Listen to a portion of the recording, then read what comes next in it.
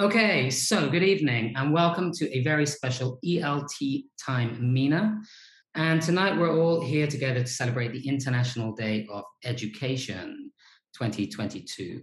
And as part of that, we want to celebrate and recognize some of the professional development achievements of teachers here in MENA.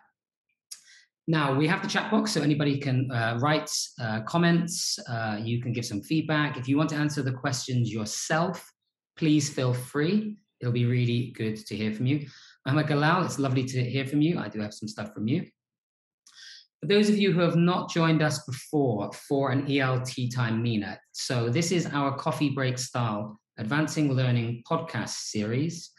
Normally, for each episode, I'm joined by a guest, an educator from right here in MENA, which is the Middle East and North Africa region. And we engage in a 30 minutes or 40 minutes discussion on a contemporary topic of their choosing.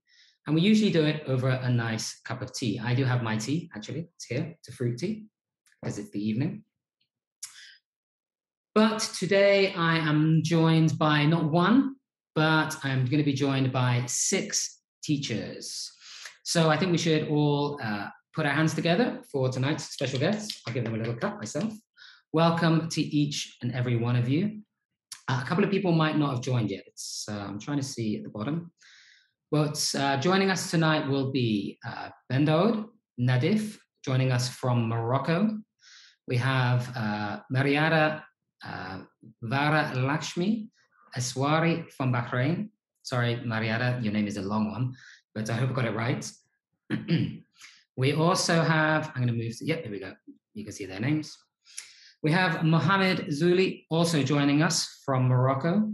We've got Professor Nasser Drareni joining us from Algeria. We've got Omaya Krati joining us from Tunisia. And we've got Reem Mosleh joining us from Saudi Arabia. So I think, yeah, what a great representation from like all across the MENA region. We were supposed to have one extra person, Natia, who is joining us from Georgia, which is outside of MENA, or outside of what I'm responsible for as the MENA region. But Natia is always joining us for our MENA PD Academy events. She's always such an active participant that I wanted to involve her as well. And sadly, she couldn't be with us because she had another event to go to. But she is one of a few people who couldn't join us tonight, but wanted to. So let me give you a little bit of background before we get going. Over the past year or so, I've been monitoring all of the professional development data that's been generated by the MENA PD Academy and by Macmillan Education. So our PD activities, our webinars, all the things we've been doing online. And I came back in the new year and I thought to myself, you know what? The International Day of Education is coming up. I really like to celebrate it. I've got all of this information. I know these guys have been, attending and participating a lot. And I wanted to recognize and I wanted to congratulate them on that achievement. So I reached out to 20 of them. I chose the top 20 and I sent them a certificate of achievement. And I invited them to this podcast to talk about their PD journey and to tell us a little bit about their challenges, their ambitions, and the things that they would like to see us do in 2022 to help them continue advancing learning in their own classrooms. As I said, some people couldn't be with us tonight for other commitments, other events. Some people were teaching. One person's just had COVID. She's actually okay, but she wasn't feeling very good, so she couldn't join us. Sadly, they couldn't be with us for this live event, but most of them replied, and I got some really lovely comments regarding the questions that we're going to be answering this evening, and I'll try and read some of them out here as well. So, before I begin and we move on to chat to our guests this evening, I think it's really important to note that, certainly in my honest opinion, each and every teacher out there really deserves to be credited today. I know we have these guests with us, but every teacher does such a great job, is so passionate, is so invested in what they do. And because it's International Day of Education, I would like to celebrate all the teachers out there, not just in MENA, but around the globe. So with that, I think that it doesn't matter whether you attended 100 webinars or whether you attended just one webinar in 2021. If that webinar made a difference to your teaching and it made a difference to your students' learning in any small little way, then I think that that is also credit worthy. So with that in mind, let's let our awards session begin. So we're going to look at some questions. I'm going to bring them up if you are able to see the screen. Hopefully everybody is able to see. I've put up 6 questions on a slide. Hopefully you can see them.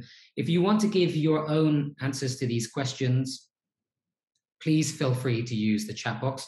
Make sure you change it to everyone from host and attendees so that we can all see what you're writing. Okay, so we got these 6 questions. I really wanted to know, why PD is important to the guests that we have here. What kinds of things did they enjoy most? What kind of challenges do they have? And what would they like us to focus on in 2022? So the first one, the importance of PD in the first place. So why do teachers invest so much time and so much energy into this area? Teachers are very busy people. We have loads of stuff to do. We have planning. We have to handle our students. We have classroom time. We have marking. So why do teachers invest that little bit extra?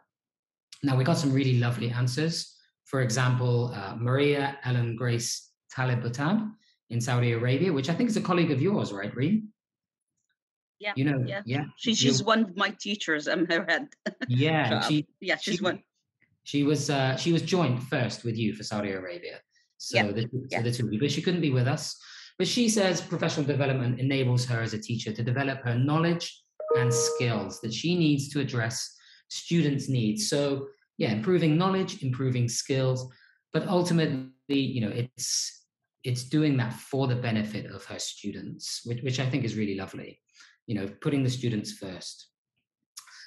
Reem, while we're talking about Maria, I'd like to actually pitch that question to you because I've done quite a long introduction. Why is PD important to you and your teachers? Okay. Thank you so much for allowing me this. Okay, now since I'm a teacher educator, I'm really concerned about our main concern is really students. And nowadays, because everything around us is continually changing, this really makes it really challenging to keep up with the trends and best practices in this field.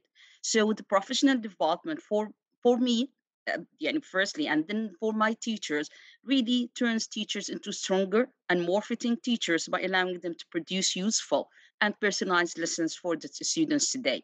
I really, really believe that professional development transforms teachers in better and more apt educator by enabling those teachers to create relevant and tailored course instructions for today's students.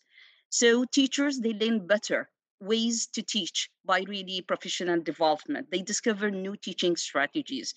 They really, really can go back after the professional development sessions to their classrooms and they make changes to their teaching styles and they really work in the curricula to better suit their students' needs. So it makes them the professional development, really this program makes them more effective in their presentations and in the most specific areas of course assessments. Professional development help the teachers wherever you go in any field to overcome failures because really it is about improving it's about moving forward, taking these really any course online or any kind of hopefully we'll back face to face. Really I prefer face to face in person really sessions, but it's really okay with us now. It really these courses they take us the how to just learn to overcome the challenges you face in the area you face as a teacher in your classroom. It's about acquiring new skills, becoming a better teacher. So by a lot, or really just living the moment to have these courses, you will gain more confidence by learning new methods and by learning having more information about the subject matter. So professional development is important wherever you go, whenever really you get into your field. Thank you. Yes, thank you very much. Yeah, that's a really nice, comprehensive answer. And actually, I got another comment from someone, another teacher, one of the 20, Elsa May, who was supposed to join us from Qatar. Actually, she likened it to food. She says food nourishes our bodies, and professional development enriches her mind and nourishes her mind. So I think that was a really nice, a nice way to put it. So thinking about professional development as continuous learning. Think about ourselves as lifelong learners and continuously improving. But I love the fact that, as you say, it's keeping the student at the very center and thinking about their... That's correct. Yeah, really nice. I also had a really nice piece of feedback from Arturo Palaming, who used to teach in Oman. He used to teach in Sur, but I think he's moved back to the Philippines. He actually gave me quite a long list of reasons why PD was important to him. The first one, as we've just touched on, helping to improve student outcomes. So, staying on top of the latest changes, findings, being more successful in the classroom by evolving our teaching methods. The second one was demonstrating his commitment to employers. And I don't think we can overlook that, teaching is a profession. It's not just a job that we go to. So, developing professionally, allows us to show schools, educational management, that we're valuable and that, we can use it to, he's put to push for pay rises. So, and I definitely think teachers should be paid appropriately for the profession that they work in. He's included digital literacy, staying on top of changes within the technology, updating teaching delivery methods, teaching strategies change, ideas come out, and gaining key industry insights as well. They were his things. From the other guys who are joining us, Maryada, would you like to add anything to this? It's a long list so far. Have we missed anything? Why is it important to you? It is actually important for me to develop my students' knowledge and to address their learning challenges. And of course, my challenges that include the changes in content, new instructional methods, advances in technology, and it always helps me to stay up to date in my profession. Thereby, the performance of the institution where I work also increases. Yeah, very nice. And Professor Nasser, anything you'd like to add? Why is professional development important? Certainly, sir. Thank you so much. So, as you know, in education is a non-ending learning process.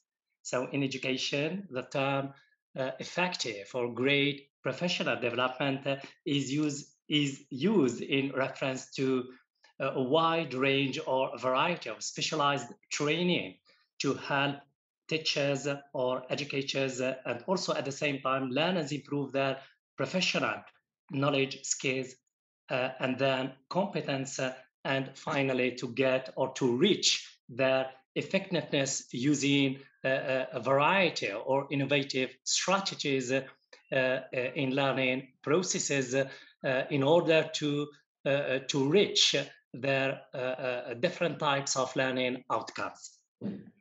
Yeah, really nice. Okay, let's move on to the next question because I don't want us to get too far behind. So the next question is, which Advancing Learning webinar from 2021 did you enjoy the most? A couple of people did write to me and tell me which ones was their favorite. I can see Tematope, I hope I'm saying your name correctly, in the chat box, and she wrote to me and said that she enjoyed the Maths and Science, the international curriculum session that we did on Maths and Science, because it was very hands-on and practical. And I think that the feedback that I got was that people like very practical, hands-on, lots of tips in the webinars. So that was her feedback. And also Rana Kazburi from Rona School in Iraq, in Kurdistan.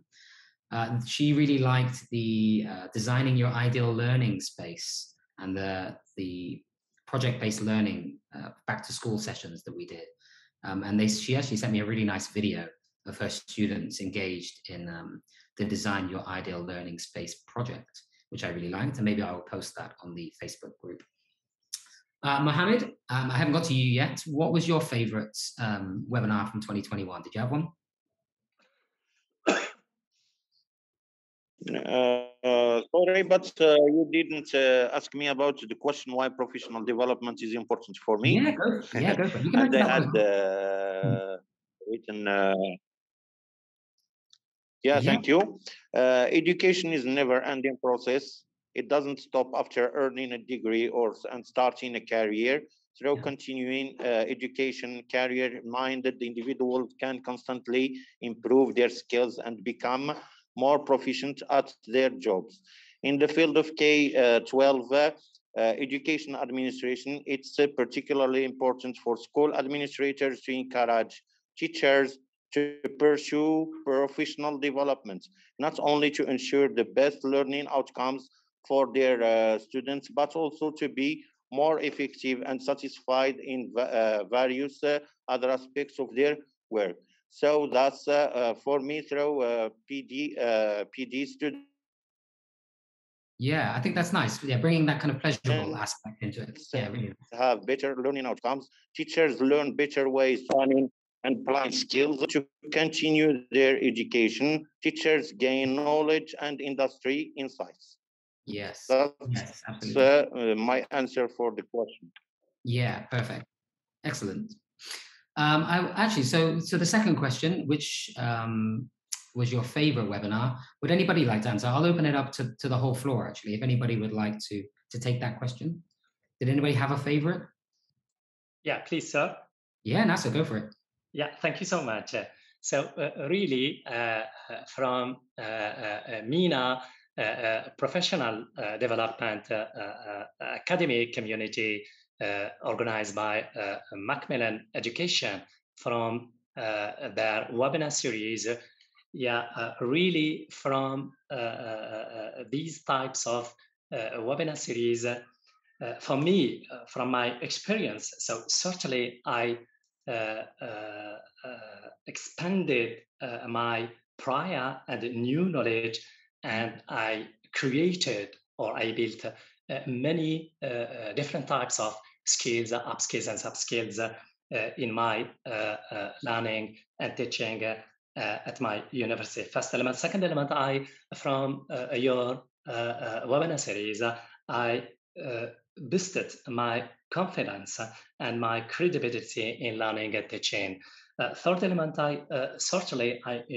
from your webinar series, I increased my learning new potential in using or to use a variety or a wide range of innovative strategies in my learning processes. A fourth element from your webinars, I could or I can be able to provide in using different types of networking opportunities online or offline at my university. And finally, from my experience, your webinar can open for me the door to future to develop my career changes from a job into another job. Thank you so much, sir. Amazing. Yeah, excellent. Really nice. I'm glad it's really nice to get that kinds of feedback. So thank you very much. We have two other people. Maryada or Reem, did you have a personal favorite? Yeah. Thank you. I have two favorites. Really, I liked them so much. The webinars. One was done by you, the thinking skills. Thank you so much for it. Yeah, I love really tackling the thinking skills, talking about thinking skills, how to be really applied in the classroom, because this is one of the main concerns of me. And really, students, they need to work, or teachers, they need to work, a lot of them, because the new generation of students nowadays, they are really thinkers, but they need someone in order just to motivate them to give more for them. One of the tips that I like so much in your webinar, the last one, you put them mostly all together, the classroom tips. Give students time to think. I love this idea so much, really. I always push my teachers to allow students to think, then ask them and rush the answer. This is one of the problems really in the classrooms. ask open-ended questions. Again, thank you so much, Nathan, for this. I loved it so much because these are one of the really most important things in order to build really lifelong learners. The 5 W's, the 5 Y's, the root, have the students work collaboratively, encourage students to ask questions.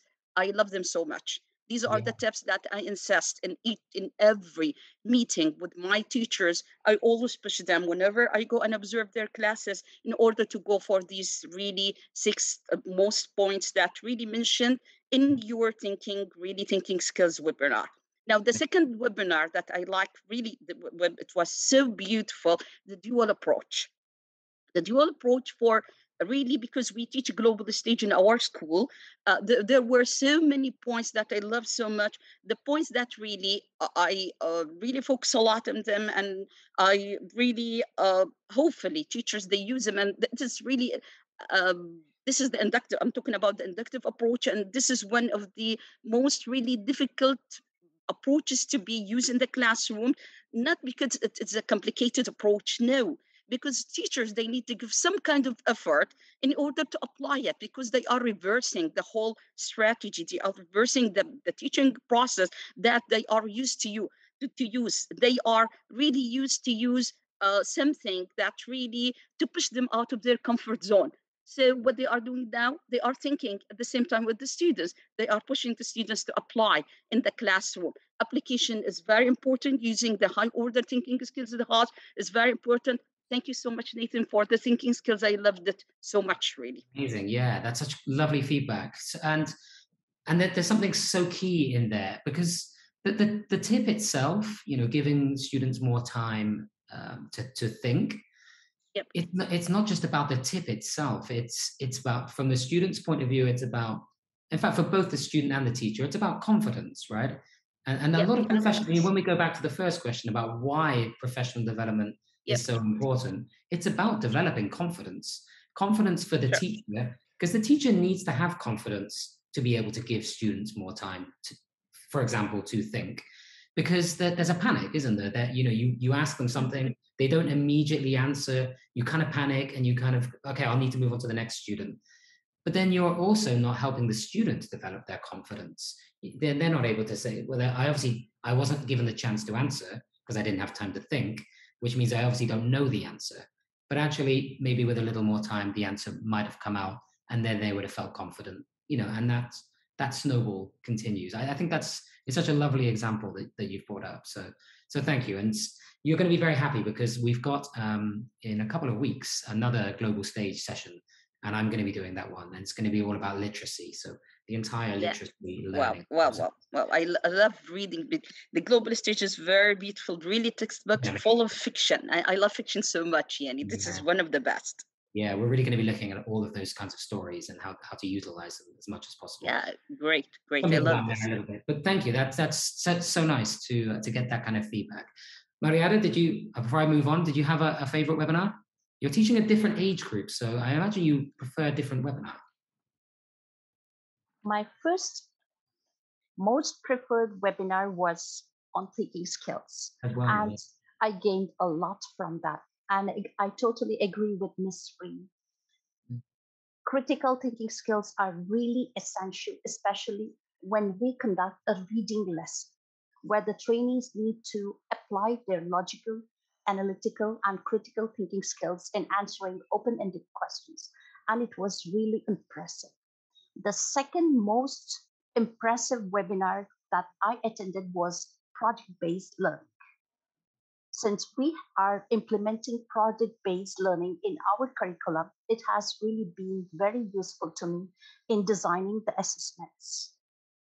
And thank you so much for your amazing webinars. Amazing. Yeah, great. That's again, I love the project-based webinars, really encouraging people to explore projects. In fact, I read out that the feedback from Rana in Iraq. And then the video that she sent me is really lovely, because, she's explaining that her expectations were so exceeded by the activity, by the project that they did. So, last year they probably just did it as an activity. This year they've turned it into a project. And, she was saying the students have really taken the project on and push themselves so much further. And it gives them so much more opportunities to use language, I think, in a meaningful way, which I think is great. So the more projects we can do, and certainly the more projects we can support, the happier I will definitely be. Okay, amazing. Let's move on to the next one.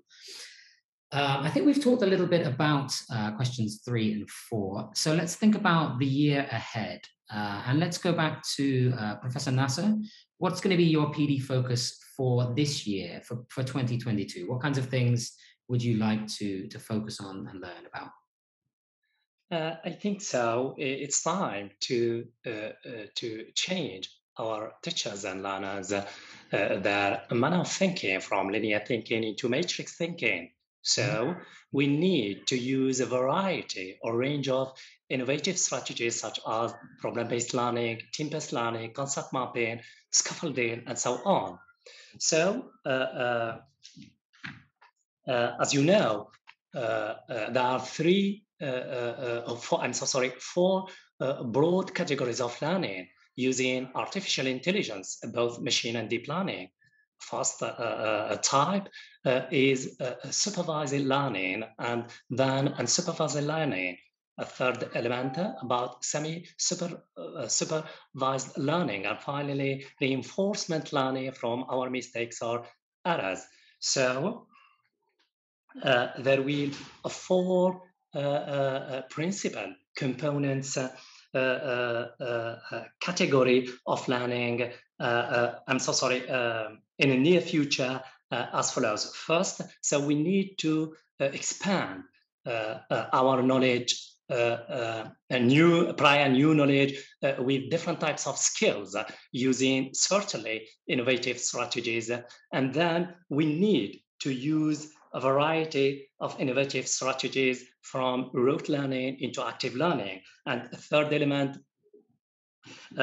we try to integrate in our lecturers artificial intelligence in our learning processes. And finally, we'll be able to design our critical thinking skills necessary to develop or to install our different types of learning processes in order to reach our learning outcomes. So why artificial intelligence is necessary in our learning processes? Because give us a lot during and after COVID-19, and also can provide many solutions for learners and teachers and educators in our learning and teaching problems in the near future. Yeah, there's definitely a lot for me to think about there.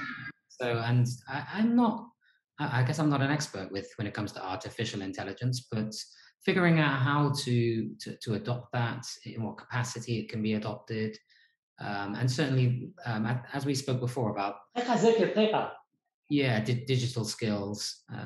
It's something that I think, I can definitely focus on a lot more this year. I love the word variety that you use. Yeah, using variety is really nice. Yeah, I'm so sorry, because in by 2030 or in near future, certainly many small and moderate jobs will disappear and replaced by IoT robots in near future. So we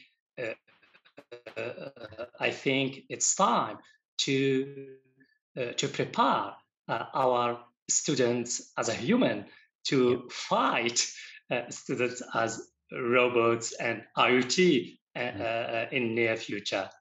Okay, so maybe you're talking about the impact of AI and technology. So certainly, incorporating within education this idea of preparing for future skills. I remember in one of the earlier podcasts we had, we talked about skills for the future, and that definitely incorporates a lot of these things. And we'll definitely be doing some more of those types of things in 2022 as well. Mohammed, I know that you've been over there kind of quiet for a while. Your focus for 2022, have you got any key PD topics or ambitions? So my goals that I have for myself for the future are to ensure positive reinforcement include as much interactive and engaging lessons in my teaching, and ensure fairness for rules and expectations for all students and classes. The second goal is including as much movement and engagement in my lessons as possible. Yeah, nice. Getting them engaged, getting people interacting. There's a lot of focus. I know we're doing another session soon on collaboration. So yeah, really nice. Some really good goals there. Maryada, any goals for 2022? I have goals, and this is my desire to have a major impact on the student performance, both over the course of the school year and also in their future career. And I would really love to attend some of the sessions which Macmillan Education could arrange. And the first one that I prefer is technology infused instruction. And the second one is based on the major challenge that we have been facing. With the onset of the pandemic, teaching and learning has totally changed. Yeah. We made a drastic move from on-site classes to virtual classes, which imposes greatest challenges to the trainers and the learners. The major problem that I noticed is the lack of authenticity in online assessments.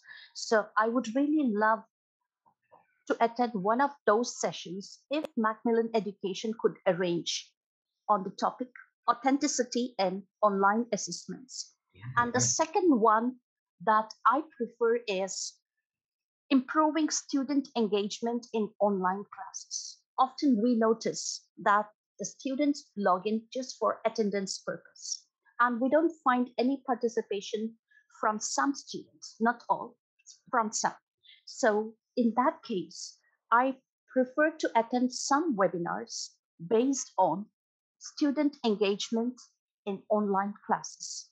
And the third challenge that we have been facing is designing assessments for project-based learning. We have project-based learning. We have already started that.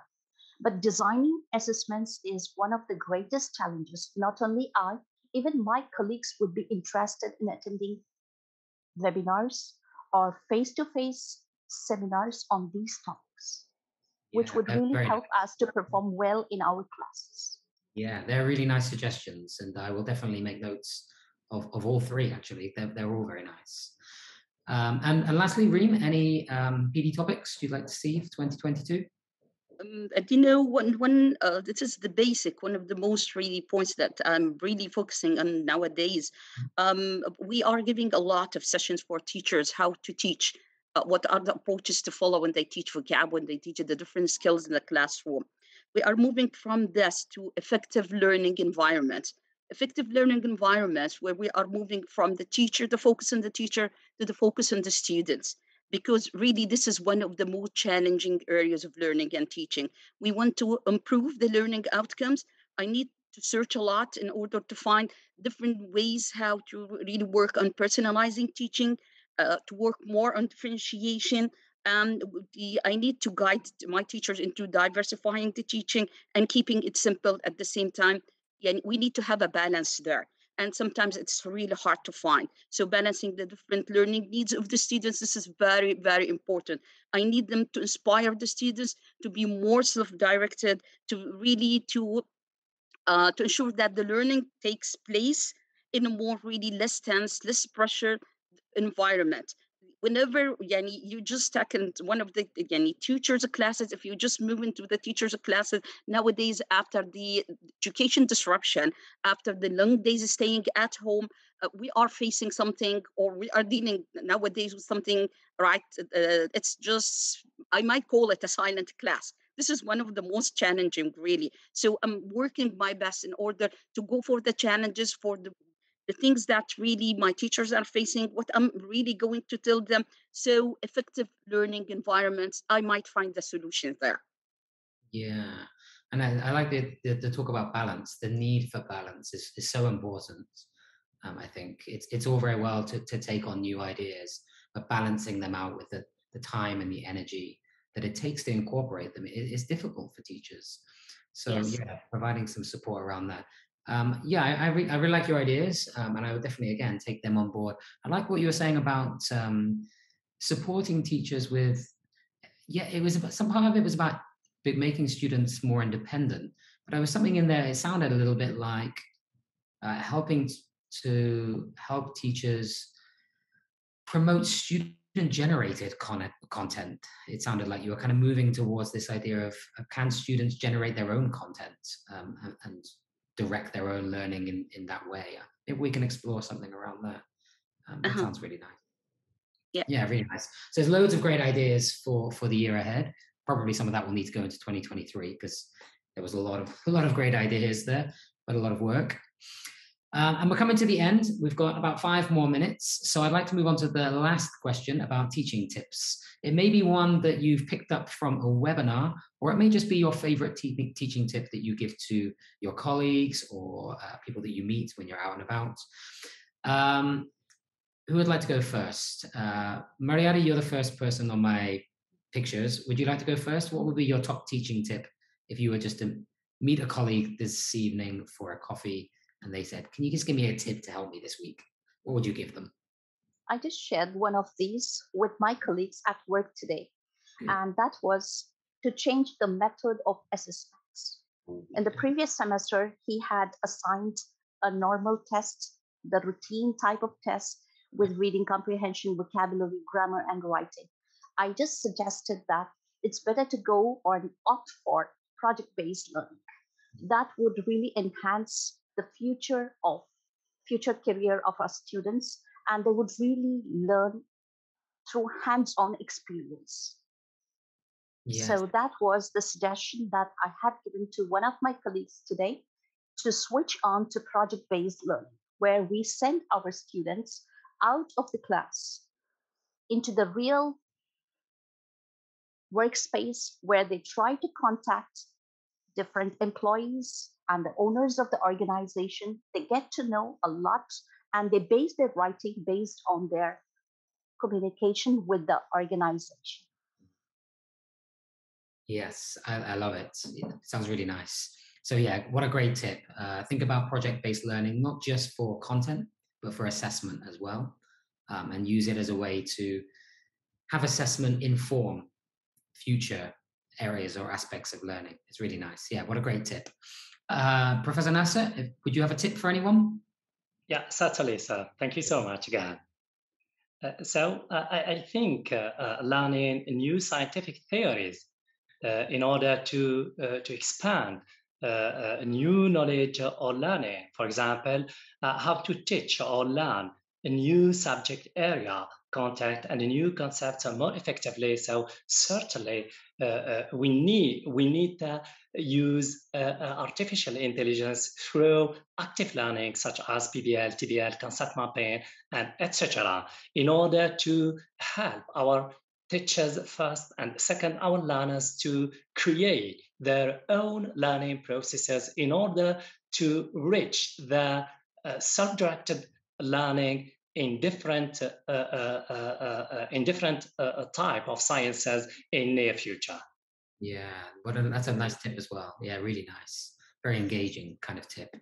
So for example, I'm so sorry, for example, when we teach using rote learning, when we try to help our medical learners to differentiate between a noun as a singular and a plural, so really it is very, very difficult for my medical learners to distinguish when we use rote learning, active learning, and it's really different when we use artificial intelligence. So for example, as a noun, persona, as a singular, but as a plural, we just add a E, but a huge problem when how can pronounce persona as a singular, as a plural. For example, in medical education, a E mostly pronounced as a long vowel sound, as a E. But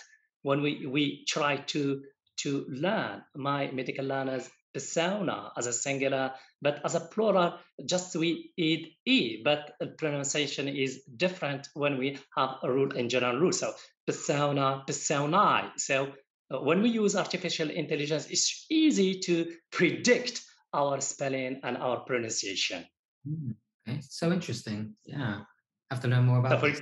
Definitely. Yeah, for example, deep learning, for example, as image orange, when we look at orange as a word, as a letters, as a sound, as psychology, as a juice, as a health. So we try to predict the image from different angles to understand the spelling and their pronunciation, their grammar, because for example, in grammar, we have two broad categories of parts of speech, single and a double. For example, in my country, a huge problem about phrasal verbs, compound nouns, collocations, and idioms. So really is difficult to distinguish between original verb and between phrasal verb and collocation and idioms. So, but when we use a variety of active learning with artificial intelligence,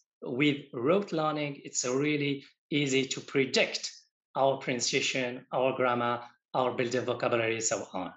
Yeah, nice. And definitely, yeah, having a holistic approach to the language and teaching your students strategies, like you were just saying, to help them figure out the language by themselves. I think that's key.